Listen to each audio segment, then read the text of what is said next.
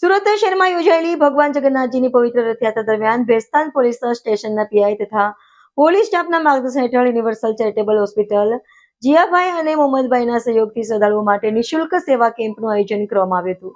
રથયાત્રામાં મોટી સંખ્યામાં જોડાયેલા શ્રદ્ધાળુઓને પીવાના પાણીની બોટલો, ORS, પ્રાથમિક સારવાર માટે દવાઓ તેમજ જરૂરી મેડિકલ સુવિધાઓ સંપૂર્ણપણે નિઃશુલ્ક ઉપલબ્ધ કરાવવામાં આવી હતી.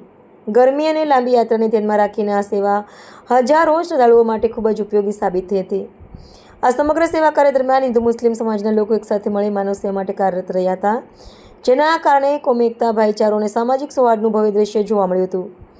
શ્રદ્ધાળુઓએ પણ આ સેવાકીય કાર્યની પ્રશંસા કરી અને આયોજકોનો આભાર વ્યક્ત કર્યો હતો. ભેસ્તાન પોલીસ અને યુનિવર્સલ ચેરિટેબલ હોસ્પિટલની આ પહેલ માત્ર કાયદોની વ્યવસ્થા જાળવવા પૂરતી સીમિત ન રહી, પરંતુ માનવતા, સેવા અને સામાજિક એકતાનો પ્રેરણાદાયી સંદેશ પણ સમાજ સુધી પહોંચાડ્યો. જય જગન્નાથ. મારું નામ ડૉક્ટર કેયુર દવે. ડૉક્ટર સાહેબ, આજે શાનો કાર્યક્રમ?